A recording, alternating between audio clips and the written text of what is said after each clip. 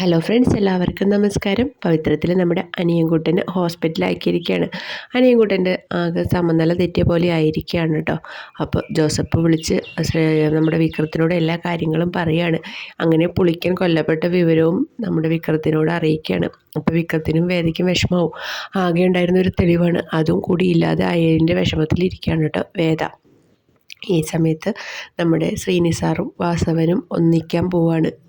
Sreeni sir വന്ന് വാസവനോട് എല്ലാ കാര്യങ്ങളും പറയും. ഞാനല്ല അത് ചെയ്തത്, വിക്രമും അല്ല ചെയ്തത്, ഇതിൻ്റെ ഇടയിൽ ആരോ കളിച്ചിട്ടുണ്ട്. യഥാർത്ഥ കള്ളൻ നമ്മൾ തമ്മിലുള്ള യുദ്ധത്തിൽ അവർ രക്ഷപ്പെടുകയാണ്. നമ്മൾക്ക് എന്തായാലും ഒന്നിച്ച് ഈ നിരപരാധിത്വം തെളിയിക്കണം എന്ന് പറയുകയാണ് കേട്ടോ. അപ്പോൾ വാസവനും പറയും, എനിക്കറിയാം വിക്രമല്ല ചെയ്തതെന്നുള്ളത്, യഥാർത്ഥ കള്ളൻ പുറത്ത് തന്നെ ഉണ്ടെന്നൊക്കെ പറയാണ് കേട്ടോ. അങ്ങനെ ഒരേ കാര്യങ്ങൾ പറയുമ്പോൾ ജോണിക്ക് ആകെ ടെൻഷനാവുന്നുണ്ട്. താനാണ് ഇതിൽ ഒറ്റുകാരെന്ന് ഇനി വാസവൻ തിരിച്ചറിയുമെന്നുള്ള ടെൻഷനൊക്കെ വരുന്നുണ്ട് കേട്ടോ. അപ്പോൾ ശ്രീനി സാറ് പറയും, ഇനിയുള്ള മുന്നോട്ടുള്ള നമ്മുടെ എല്ലാ നീക്കങ്ങളും നമുക്ക് ഒരുമിച്ച് തന്നെ ആവാം. നമുക്ക് എങ്ങനെയെങ്കിലും നമ്മുടെ വിക്രമല്ല ഇത് ചെയ്തതെന്ന് തിരിച്ചറിയും. എൻ്റെ മകനെ കൊന്നത് ആരാണെന്നല്ല, അവനെ നിയമത്തിൻ്റെ മുന്നിലേക്ക് ഞാൻ വിട്ടുകൊടുക്കില്ല. അവനെ ഞാൻ എൻ്റെ കൈകൊണ്ട് തന്നെ തീർക്കുമെന്നൊക്കെ വാസവൻ പറയുന്നുണ്ട് കേട്ടോ.